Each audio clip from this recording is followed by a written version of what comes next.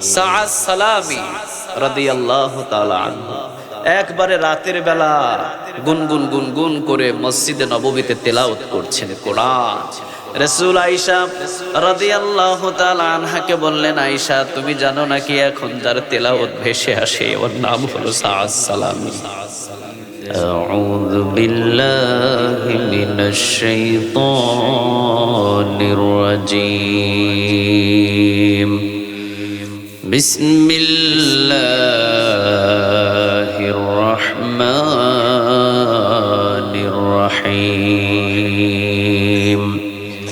ইন্নাল্লাহা ওয়া মালাইকাতাহু ইউসাল্লুনা আলান নবী ইয়া আইয়ুহাল্লাযীনা আমানু সাল্লু আলাইহি ওয়া সাল্লিমু তাসলিমা। আল্লাহুম্মা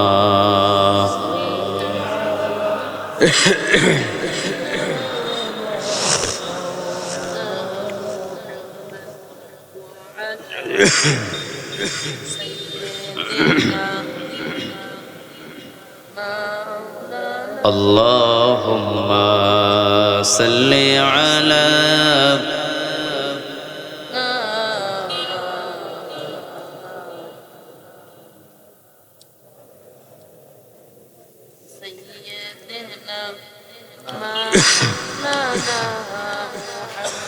কত ব্যথা কত ভাবে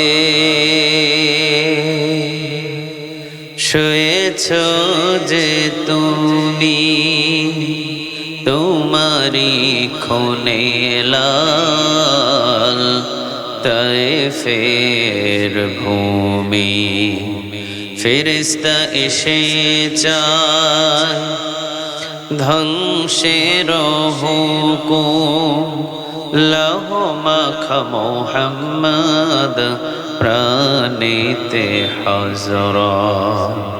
ও আল্লাহ ক্ষমা করো হেতায়ে বাসী, ওরা বুঝেনি যে আমি যে মুহাম্মদ, হৃদয়ে মুহাম্মদ। আল্লাহুম্মা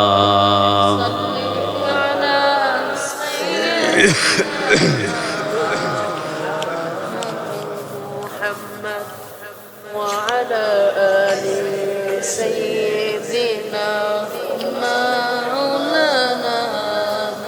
হাজারো ব্যথা বেদনার পরে ফিরে আসনি তুমি আপন ঘরে। দিনের আলো তুমি ছড়িয়ে দিতে চলে গেলে মদিনায় মক্কা ছেড়ে। হে রাসূল তোমাকে ভুলি আমি কেমন করে। হে রাসূল তোমাকে ভুলি আমি কেমন করে। খে না খে দিন প্রচারের কাজে নিজেকে দিয়েছ বিলিয়ে। তায়েফের কাফিরেরা চিনল না সে আলো, দুষ্ট কাফেরদের পিছু দিল লিলিয়ে। পাথরের আঘাতে ক্ষত বিক্ষত হয়ে সারা শরীর থেকে রক্ত ঝরে। হে রাসূল তোমাকে ভুলি আমি কেমন করে। হে রাসূল তোমাকে ভুলি আমি কেমন করে। আল্লাহুম্মা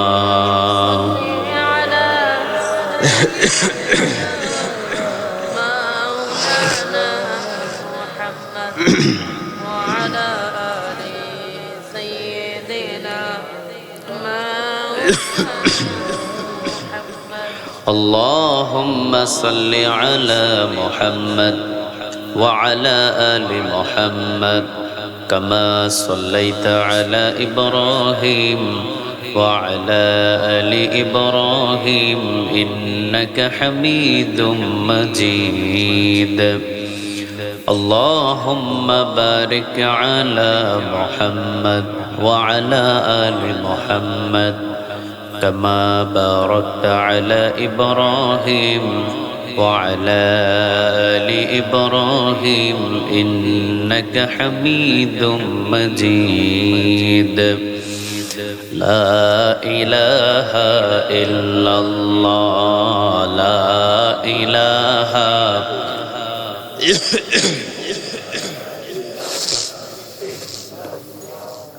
لا إله إلا الله لا إله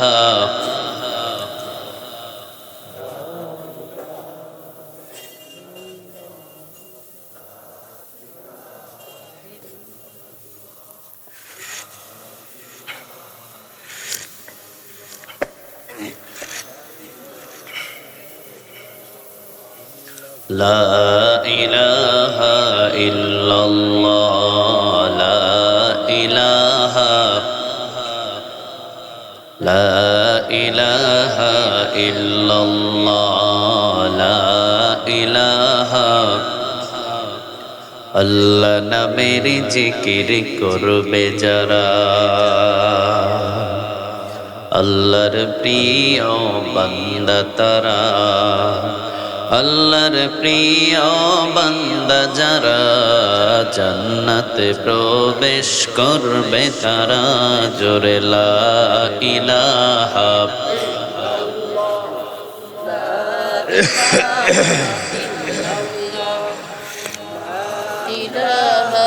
ইল্লাল্লাহ লা ইলাহা ইল্লাল্লাহ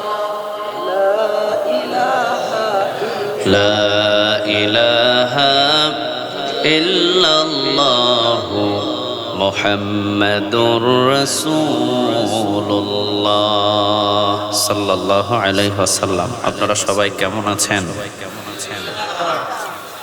আলহামদুলিল্লাহ, আমিও ভালো আছি, সুস্থ আছি। আমাদের সবাইকে ভালো রাখেন কে? সবাইকে সুস্থ রাখেন কে? সব নিয়ামতের মালিক কে? আমরা যেখানে আসতে পেরেছি আমাদেরকে আনছেন কে? শুকরিয়া আদায় করে পড়ি আলহামদুলিল্লাহ, পড়ি রব্বানা লাকাল হামদ হামদান কাসীরান তাইয়িবান মুবারাকান ফি। প্রশংসাগুলো করলাম কার? সবখানে আমরা প্রশংসা করব কার? খাওয়ার সময় প্রশংসা কার? ঘুমানোর সময় কার? ঘুম থেকে যখন জাগি তখন কার? রাস্তাঘাটে চলার সময় কার? দোকানের মাল চুরি করার সময় কার? আচ্ছা, আলহামদুলিল্লাহ। আমরা চোর নাই, ডাকাত নাই, বাটপার নাই, এখানে সবাই মুমিন। আমরা ঠিক কিনা? সবাই কি মুমিন? একজনের বন্ধু হয়, বলেন তিনি কে? আমরা কার বন্ধু? আল্লাহু ওয়ালিয়ুল্লাযীনা আমানু ইখরিজুহুম মিনায-যুলুমাতি ইলান-নূর। আল্লাহ তাদেরকে বন্ধু বানিয়ে নেন যারা মুমিন, যারা মুত্তাকি। আল্লাহ আমাদের সবাইকে বন্ধু বানাও, আমরা বলি আমিন। বড় মানিকা পঞ্চমালী মাতব্বর বাড়ি ফুরকানিয়া মাদ্রাসা যুব সমাজ ও এলাকাবাসীর যৌথ উদ্যোগে 3 দিন ব্যাপী 14তম আল্লাহ এই মাহফিলকে তুমি কিয়ামত পর্যন্ত জারি রেখে দিও। এই 14 বছর পর্যন্ত যারা এই কোরআনের ময়দানে আঞ্জাম দিয়েছেন, অনেকে বিদায় হয়ে গেছেন, প্রত্যেকের কবরগুলো জান্নাতের বাগান বানিয়ে দাও। এই অত্র অঞ্চলে যত কবরস্থান আছে সব কবরগুলো জান্নাতের টুকরা বানিয়ে দাও, আমরা বলি আমিন। হয়তো এই মাহফিলটা আজকে আমাদের জীবনের শেষ মাহফিলও হয়ে যেতে পারে, ঠিক কিনা? কে এমন আছেন যে আগামী বছর আবার এই মাহফিলে আসতে পারবেন? আছেন কেউ? কেউ আছে এরকম?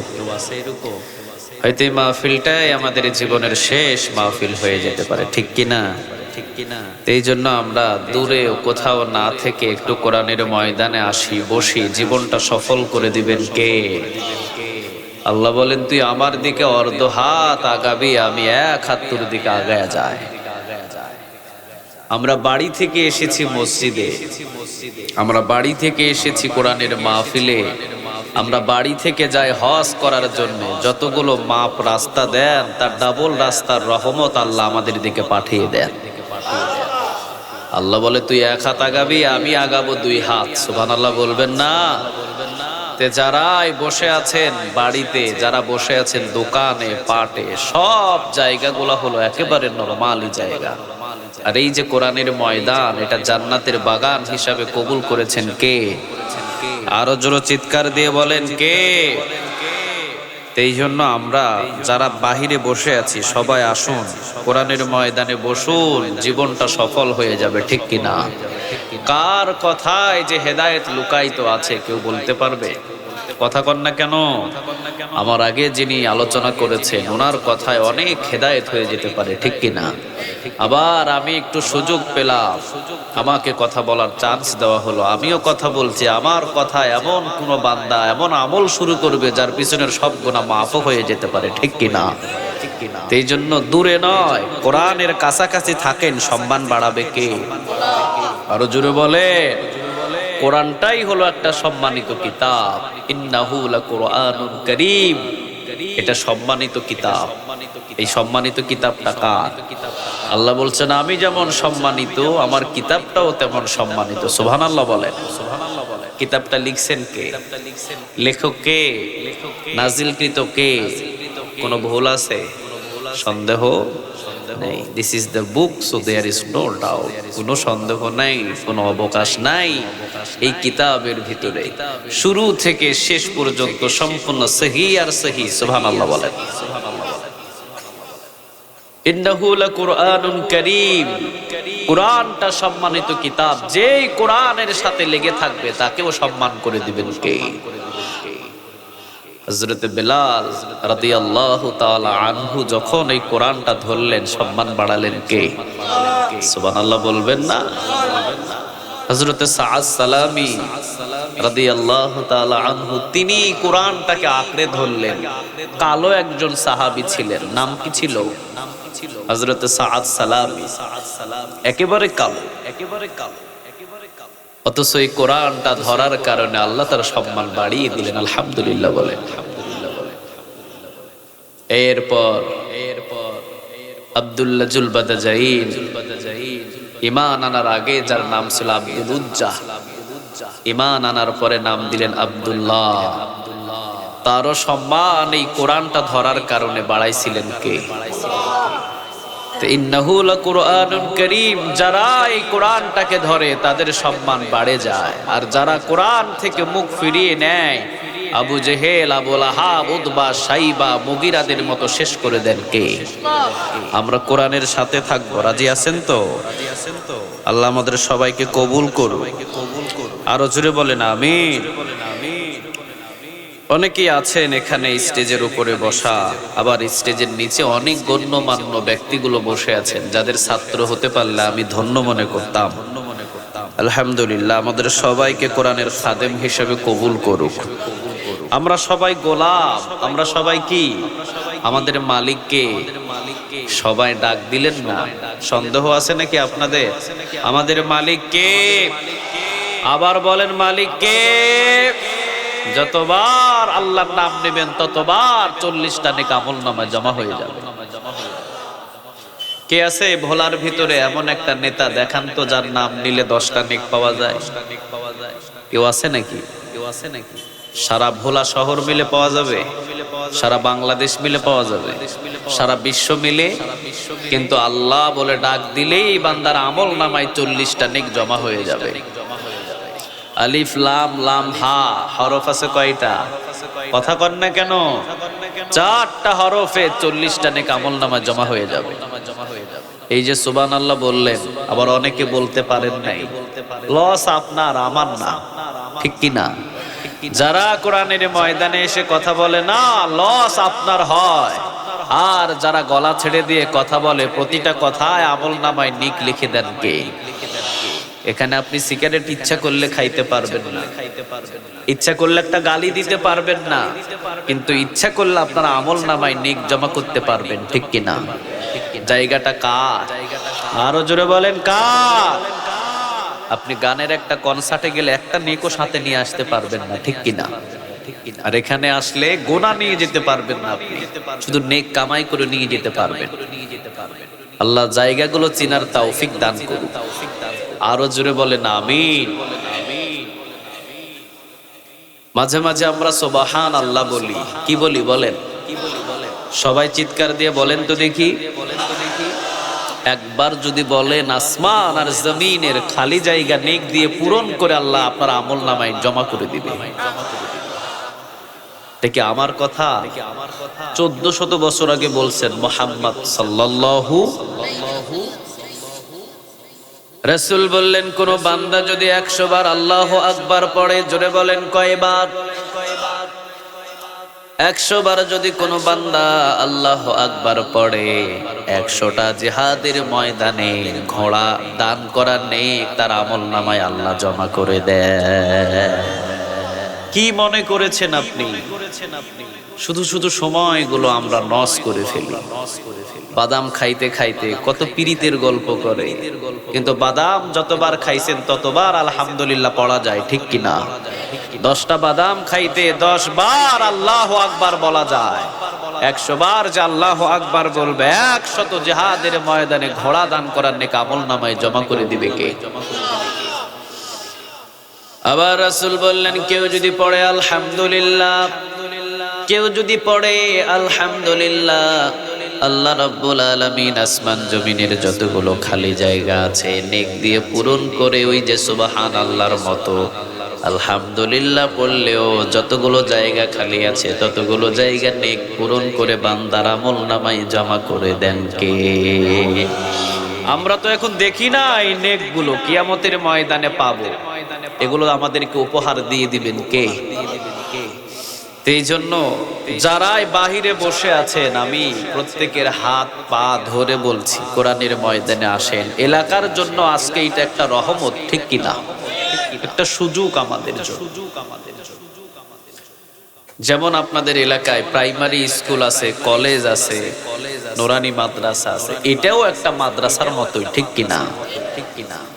রাসূল বললেন, যারা কোরআনের ময়দানে আসে, বাইহাকির বর্ণনা, যারা কোরআনের ময়দানে আসেন, এই সামিয়ানা থেকে বাহির হওয়ার আগেই আল্লাহ তাদের পিছনের গুনাহগুলোরে মাফ করে দেয়। তা আমরা যারা এসেছি একটা নিয়ত করে বসেছি, আল্লাহ তোমার গোলাম আমরা, যাওয়ার আগে গুনাহগুলো মাফ করে দিও। আমরা বলি আমিন। আরো জোরে বলি আমিন। আপনার গুনাহ মাফ করতে পারে কে?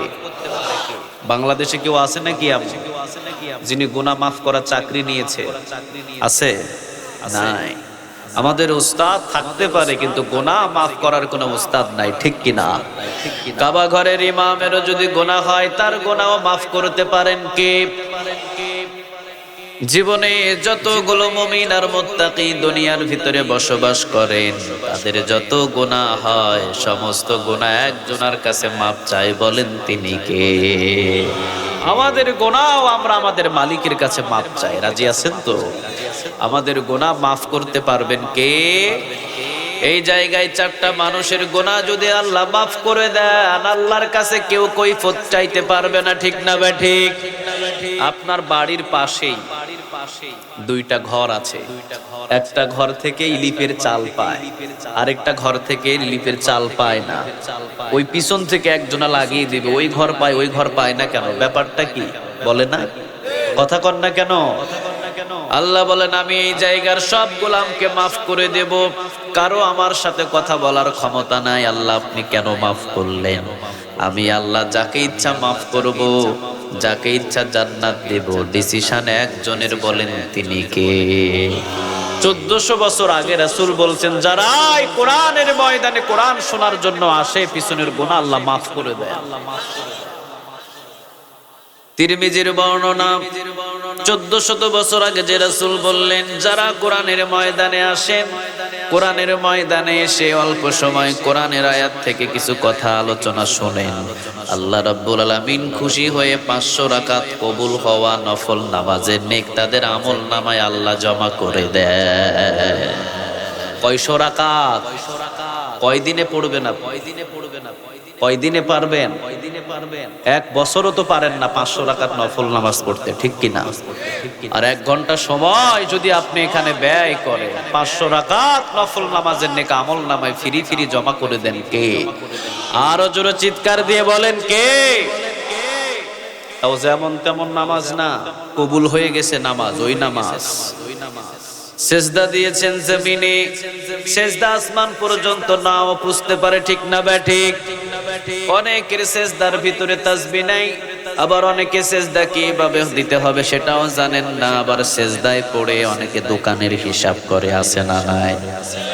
নামাজ যে কিভাবে হচ্ছে আপনি নিজেও জানেন না, কিন্তু আল্লাহ বলছেন যারা কোরআনের ময়দানে 1 ঘন্টা সময় একটা আয়াত নিয়ে বিশ্লেষণ করে সময় ব্যয় করে, তিরমিজির বর্ণনা 500 রাকাত কবুল হওয়া নফল নামাজের নেক আমল নামায় জমা করে কে? এবার আসেন আরেকটা বর্ণনায় রাসূল বললেন, যারা কোরআনের জন্য কিছু সময় ব্যয় করে রাতের বেলা, আল্লাহ রাব্বুল আলামিন 60 থেকে 70 বছর নফল ইবাদতের নেক তার আমল নামায় জমা করে দেয়। কত বছর? 60 থেকে 70 বছর। এর চাইতে বড় নিয়ামতের জায়গায় রাতের বেলা দেখান তো দেখি, কোথাও আছে? কথা বলেন, আছে? তাহলে আপনি বুঝাও না বুঝার ভান করি কেন আপনি বাহিরে থাকবেন? এটা তো আপনার জন্য আজকে একটা নিয়ামত, ঠিক কিনা? এই যে বড় মানিকা পঞ্চমালী মাতব্বর বাড়ি ফুরকানিয়া মাদ্রাসা যুব সমাজ ও এলাকাবাসী একটা নিয়ামতের জায়গা আপনাদের জন্য করেছেন। হুকুম ছিল কার? আরো জোরে বলে। এই যে আমার ডান দিকে একজন বিজ্ঞ আলেম, বাম দিকে একজন বিজ্ঞ আলেম। আপনি খাসি জবাই করলে এদেরকে দাওয়াত দিয়ে পাবেন না। গরুর গোশত বলেন, বিদেশি পোলাও চাল রান্না করলেও হয়তো বা ওনাদের সময় মিলবে না, কিন্তু আজকে আঞ্জামের জন্য আল্লাহ তাদেরকে কবুল করেছে, ঠিক না ঠিক? একসাথে হয়েছে সব নামাজ ব্যক্তি। কত সুন্দর লাগছে আপনাদেরকে দেখে। এটা একটা জান্নাতের বাগান। আল্লাহ বলেন এটা আমি সাজিয়েছি, আমার হুকুম ছিল, আঞ্জাম দিয়েছে তারা, কিন্তু হুকুমটা ছিল কার? আরো জোরে চিৎকার করে বলেন কার? এই জন্য কোরআনের ময়দানে বসেন, কোরআনের ময়দানে বসলে ইমানটা তাজা হয়ে যায়। ওয়াইদা তুলিয়াত আলাইহিম আয়াতুহু যাদাতুহুম ঈমানা ওয়া আলা রাব্বিহিম ইয়াতাওয়াক্কালুন। যখন কোরআনের ময়দানে বসবেন, আয়াত যত শুনবেন ইমানটারে তাজা করে দিবে কে? আপনি যে স্বর্ণ, এই স্বর্ণর উপরে পৃথিবীর সমস্ত পানি ঢেলে দেন না কেন, এই স্বর্ণ কখনো গলাতে পারবেন না, ঠিক কিনা? আর ওই স্বর্ণের উপরে একটু সোহাগা ছিটিয়ে দেন, আপনার ওই স্বর্ণ গলে একেবারে পানি হয়ে যাবে। আপনি হাজার গান বাজনায় যান, হাজার দোকানে বসে থাকেন, আপনার ইমান মজবুত হবে না। কোরআনের আয়াত দিয়ে যখন ওখানে আঘাত করবে, ইমান বাড়িয়ে দিবে কে? আরো জোরে বলে ওয়ালা রাব্বিহিম ইয়াতাওয়াক্কালুন। তারা পৃথিবীর আর তখন কারো পরোয়া করে না, একজন আর পরোয়া করে, বলেন তিনি কে? সাআদ সালামি রাদিয়াল্লাহু তাআলা আনহু একবারে রাতের বেলা গুনগুন গুনগুন করে মসজিদে নববীতে তেলাওয়াত করছেন কোরআন। রাসূল আয়েশা রাদিয়াল্লাহু তাআলা আনহাকে বললেন, আয়েশা তুমি জানো নাকি এখন যার তেলাওয়াত ভেসে আসে ওর নাম হলো সাআদ সালামি। সুবহানাল্লাহ বলবেন না? রাসূল বললেন, আল্লাহ আমার এই সাআদ সালামিকে তুমি কবুল করে নিও, উত্তম মর্যাদা আমার এই সাহাবীকে তুমি দান করে দিও। আমিন বলেন। অন্যের জন্য দোয়া করতে আপনারা কৃপণতা করেন কেন? আরেকজনের জন্য দোয়া হচ্ছে, এই বেটা আমিন বলে না, হেল্লাই আমিন বলে লাভ। আমিন তার জন্য আগে বললে আপনারটা আগে কবুল হয়। তার জন্য আমিন আপনি বলবেন, আপনার জন্য ফেরেশতারা আমিন বলবে। আমিন বলতে এত অসুবিধা কি আপনার? রাসূল দোয়া করলেন, আল্লাহ গভীর রাতেও প্রায় সমস্ত সাহাবীগুলো কিছুক্ষণ ঘুমিয়ে আছে, কিন্তু সাআদ সালামী একজনের কোরআন তেলাওয়াত করছে, পড়েন তিনি কে? কারণ কোরআন যত বেশি কোরআন তেলাওয়াত করে পৃথিবীর কারো উপরে তাওয়াক্কাল হয় না। কোরআন যত তেলাওয়াত করবেন একজনের উপরেই তখন আপনার সমস্ত তাওয়াক্কাল চলে যায়। তিনি হলেন আমাদের আল্লাহ। ঠিক ভাবে ঠিক। আমরা তাওয়াক্কাল করি কার উপর? আরো জোরে বলেন। ওই যে পাশে সাগর, যে ভোলার যে সাগরটা, এই সাগরের মধ্যখানে যখন যান, ছেলে নাই, মেয়ে নাই, বিবি নাই, কেউ নাই, থাকেন কে? আরো জোরে বলেন, কে থাকেন? সাআদ সালামী রাদিয়াল্লাহু তাআলা আনহু মসজিদে নববীতে কোরআন তেলাওয়াত করছেন। রাসূল শুনলেন। নিজের বিবি আয়েশা রাদিয়াল্লাহু তাআলা আনহাকে বললেন, বিবি, এখন যার আওয়াজটা আমি শুনতে পাচ্ছি একেবারে গরীব আমার একটা সাহাবী, নাম হলো সাআদ সালামী রাদিয়াল্লাহু তাআলা আনহু। বাবার ছিল অনেক সম্পদ, অসংখ্য সম্পদের মালিক ছিলেন সাআদ সালামীর বাবা। কিন্তু যখনই পড়েছেন লা ইলাহা ইল্লাল্লাহ মুহাম্মাদুর রাসূলুল্লাহ সাল্লাল্লাহু, বাবা বললেন, তুই করলি কি? তাড়াতাড়ি কালেমাটা ভুলে যা। সাআদ সালামী বললেন, বাবা, যতদিন আমার এই দেখে মাথা আছে ততদিন থাকবে আমার মুখে লা ইলাহা লা ইলাহা ইল্লাল্লাহু মুহাম্মাদুর রাসূলুল্লাহ সাল্লাল্লাহু। আপনি কি বলেন?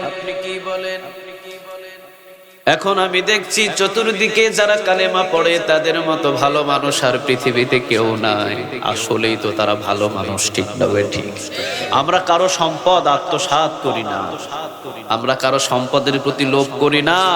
কোন মানুষ খুন করা আমাদের অভ্যাস নয়। আমাদের অভ্যাস হলো একজনকে কপাল লাগিয়ে সেজদা দেওয়া। তিনি কে? মুমিন আর মুত্তাকিদের মতো ভালো মানুষ পৃথিবীতে নাই। ঠিক কি না? এই মুমিন আর মুত্তাকিদেরকে শেষ করে দেওয়ার জন্য পৃথিবীতে যত ধর্ম আছে সব ধর্ম এক হয়েছে। তাদের একটাই কথা, মুসলমানদেরকে শেষ করে দাও। কারণ একবার যদি এই মুসলমান সারা বিশ্বের ক্ষমতা হাতে নেয়, তাহলে মাথা তুলে চাড়ার মতো পৃথিবীর কারো ক্ষমতা থাকবে? কথা বলেন না কেন? ওমর রাদিয়াল্লাহু তাআলা আনহুর জামানায় মুসলমানের দিকে তাকিয়ে রক্ত চক্ষু নিয়ে ক্ষমতা কারো ছিল না। সুবহানাল্লাহ বলবেন না? 12.5 লক্ষ বর্গ মাইলের প্রেসিডেন্ট ছিলেন। একজন মুসলমানের দিকে শুধু গালি দিয়ে একটা কথা বলেছিলেন, ওমরের কানে আসলো। ওমর বললেন, তরবারি নিয়ে আসো। ওমরের কাছে তরবারি আনা হলো। ওমর তরবারি নিয়ে জুমার খুতবা দিলেন। সুবহানাল্লাহ বলেন। কিসের খুতবা দিছেন? জুমার খুতবা দিলেন তরবারি নিয়ে। তখন তো মিডিয়া ছিল না। জুমার এই খুতবা দিলেন এই তরবারি নিয়ে, আর বললেন 12.5 লক্ষ বর্গ মাইলের ভিতরে আমার একটা মুসলমানকে যদি কেউ আঘাত করে, ওমরের তরবারি পৃথিবীর আনাচে থেকে খুঁজে হলেও তাকে শেষ করে দেবে।